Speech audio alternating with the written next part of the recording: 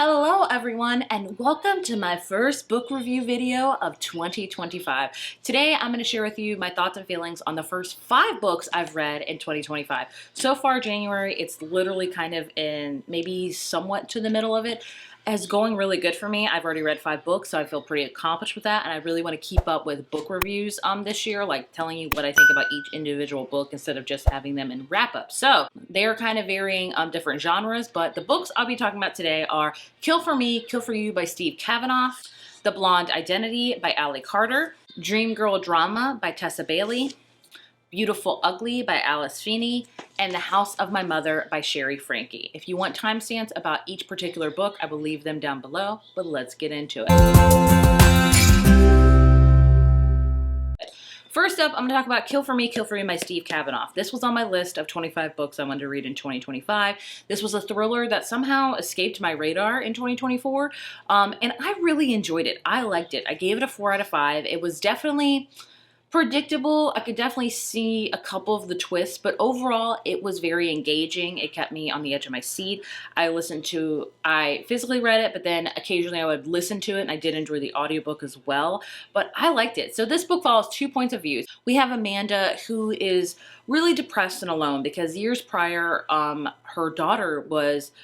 her husband and her daughter were at a park, and then her daughter gets scooped up by a stranger, and then days later they find her daughter dead, and her husband sadly takes his own life a few days later. So Amanda's been alone for a while, and she knows who killed her daughter. She has a gut feeling she knows who it is, and she just is going after him. And then she meets a girl named Wendy at the survivors group, and her and Wendy come up with a plan of maybe kind of doing like a strangers on the train type of deal where you kill somebody and I kill somebody, you know, we have alibis, all that kind of thing. So we have that going on. Then we have Ruth, who is one night just home alone. Her husband went out and somebody breaks into her house and almost tragically kills her, and she survives, and she has this really intense survivor's guilt, and she is very paranoid, and you know, she can see the guy that hurt her a lot, but she can't find him. So we have those 2 different kind of storylines go along, and they shall meet at some point. And it was interesting, like I said. The big twist, I feel like, is really predictable, but I still really enjoyed it. It's, you know, it talks a lot about grief and the heaviness and how someone can never be safe again after they've been attacked as well. It was very intense. But as far as mystery thrillers go, I really enjoyed it. It was fast-paced, intense. It was just everything I needed for mystery thriller, so I'll definitely be reading more from this author. It wasn't like a full 5 out of 5 for me because I did think it was predictable, like I said, but overall, I think if you just want a good, fast-paced mystery thriller, I would highly recommend checking out Kill for Me, Kill for You. I enjoyed it. Then we have another book on my 25 books I wanted to read in 2025, and that is The Blonde Identity by Ali Carter. I read her Christmas mystery thriller, The Most Wonderful Crime of the Year, in December, and I really enjoyed it. So I was like, man, I need to read more of her books. I knew Ali Carter because she wrote a lot of YA kind of like boarding school girl series, which I never read, but she has since kind of made her way into the adult genre. So I decided to check out The Blonde Identity. It's her first book in a series that's kind of like a spy series, if you will. This book, I really enjoyed it. I listened to it, and I would highly recommend listening to it. I thought the audiobook was great. So it's a book that you kind of have to suspend your disbelief. Like, is it going to rock your world? No. Is it the best ever spy book you've ever read? No. But if you like the movie Spy with like Melissa McCarthy, or The Spy Who Dumped Me with Mila Kunis, I think you would like this book. It was just fun. I think it was a fun time. So this book follows a character, well, you don't quite know her name because at the beginning of the book she wakes up and she's like literally in front of the Eiffel Tower and it's snowing, and she's like, I have no clue who I am, why I'm here, and all of a sudden people start shooting at her, and she's like, what the heck? And this guy saves her, and he thinks that she is someone else, and she's like, I don't know who that is, I don't know who I am. Eventually, she figures out who she is, she remembers, and she remembers that her twin sister is a spy, and everyone's after her because they think that she is her twin sister. So the whole book is her trying to be on the run, trying to escape this mob while also being with this guy that worked with her sister, and it's definitely very romance heavy. Like, it is like very insta-lovey, but I enjoyed the mess out of it. It was a fun time. It made me laugh. It made me swoon. I had a good time with it. It's one that I've heard literally nobody talk about, but I'm glad I read it because I think if you enjoyed The Most Wonderful Crime of the Year, you'll like this one. It's just a fun mystery time. I will say also, The Most Wonderful Crime of the Year, the mystery is definitely at the forefront with the romance taking a back seat. This one, I would say the romance is at the forefront and the mystery kind of spyness is at the back seat. So just so you're aware. But I liked it. I give it a 4 out of 5. I enjoyed it. I know there is a sequel coming out later this year that involves actually the spy twin sister. So I'm very excited to read it. I had a good time with it. I'll just say that. Next up, we have Dream Girl Drama by Tessa Bailey. I wasn't planning to read this book because I have not liked the first 2 books in this sports romance series Tessa Bailey has made, but I had some interest in these characters because this, out of all the plots, sounded very interesting to me. So this book follows characters Chloe and Sig, I believe, and so the first couple books you learn about them. Sig is a professional hockey player, and Chloe is going to be his soon-to-be stepsister, and there's some romance. So we got like a forbidden romance thing going on here. But you learn that before they learn that they're going to be step-siblings. They had no clue who each other were. They met each other at like this country club. They instantly had a very good connection. And then they were eventually like, oh, I have to go to a family dinner. And he's like, oh, me too. You know, let me get your number. We'll meet up later tonight. And then what do you know? They see each other at the family dinner because both their parents are like, hey, this is who I've been seeing, and we're going to get married. And so Chloe and Sig are like, crap. And basically the whole book has got this kind of forbidden romance because they have these feelings, but they know they can't act on them, but they know that they are soulmates, and it was okay. I will definitely say it's my favorite book in the series thus far, and I did enjoy it. I did think the romance out of this and the whole series was more realistic, and I felt the chemistry between each of the characters a ton, but there was a lot of flaws I had with it. Number one, Chloe. Chloe is a rich girl, spoiled girl. Like, she is a professional harp player. She knows she's amazing, but she's also just kind of delirious when it comes to things because she is just sick of her mom deciding everything. So she's like, I'm gonna move out and be a part of like Chicago's like train at this school or whatever, but she doesn't have an apartment. So Sig like takes care of everything for her. He's like, I'll take care of you. I'll pay your bills. I'll do everything. You just, you know, go to school and play the harp. And she's like, okay. And she instead, like, her mom even gives her this allowance because she's rich. And she just spends all of her money, like, on eye creams at Sephora instead of, like, mortgage. She's like, oh, I should probably, like, not let my soon-to-be stepbrother and guy that I'm kind of in love with pay for everything. And, you know, she's very much just like a damsel in distress with not even wanting to protect herself at all. Like, but the problem is, though, is she's so freaking likable. She's nice. She cares. And then she learns, maybe I shouldn't do all this stuff. But still, you're just like, are you this dumb? Like, what?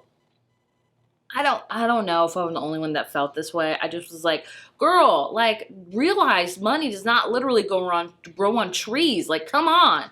And Sig just was definitely, like, had a savior complex, I will say. He wanted to take care of her, wanted to save her from everything, which I get, but it just, you know, I gave it a 3.5. That's all I'll say. Will I read more of her books? Probably. They're just good palate cleansers, but do I expect a lot out of them? No, I really, really don't. And that's just sad to say, so leery of it. Next up, we have Alice Feeney's new book, and that is Beautiful Ugly. So I have read, this is my either 3rd or 4th Alice Feeney book, and I have learned that I enjoy her books. I don't love them. I love Daisy Darker. That was a great one. That's my favorite book of hers. Last year's book, or was it even last year or the year before? I think Good Girl, Bad Girl. Ugh, no. Then we have Beautiful Ugly.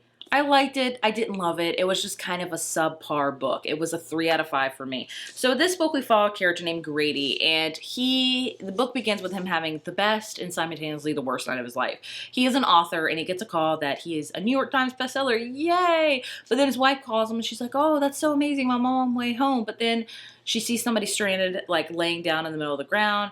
And next thing you know, she's disappeared. And so it picks up a year later. Grady is very depressed. And so his agent tells him to go check out this island, Amberley Island, where a previous author of hers had this cabin where he wrote, and maybe that'll help you write and kind of get over the disappearance of your wife. So he goes to this island, and it's a very odd island. Like, I don't know why this dude ever did this.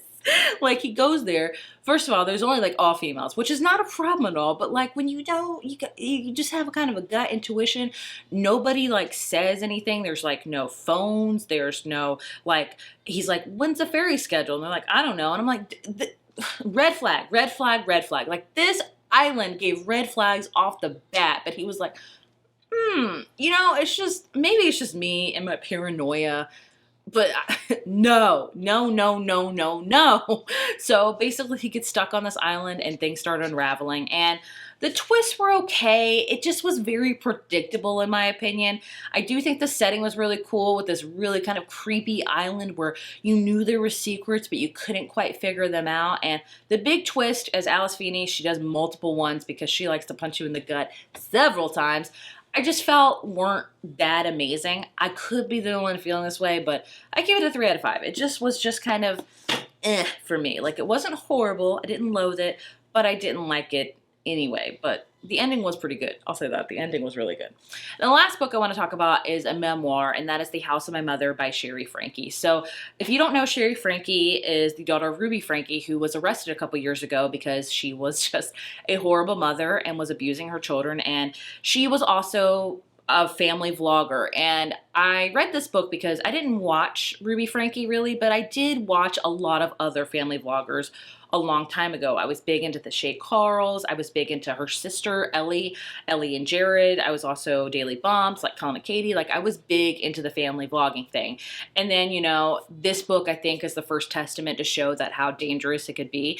And so it's all about Sherry with her growing up with a very strained mother, and then her mother getting into YouTube, and it got even more strained because she felt like she couldn't have anything in private at all. And then, of course, Jodie Hildebrandt came into the picture, which she is a therapist, pretty much a cult leader, and she made everyone in that family drink the Kool-Aid, and you just have to look it up yourself. Like, it is just horrible. It's a horrible thing, and I'm not going to rate this because I'm decided I'm not going to rate memoirs this year because it's somebody's story. Like, it's somebody's life story. And who am I to say if it's a 4, 2, or 3 star?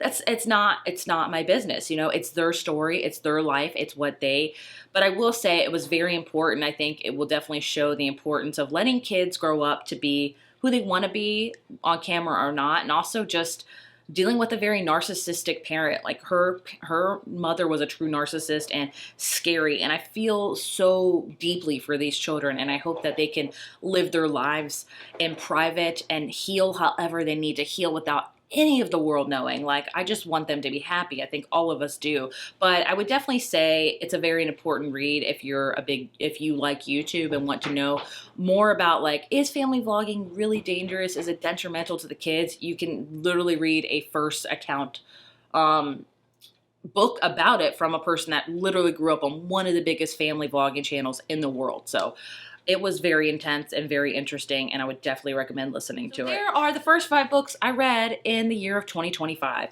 Overall, really good. I'm really happy with my progress this year, and I hope to continue on with it. Thank you all so much for watching, and I will see you in my next video. Bye.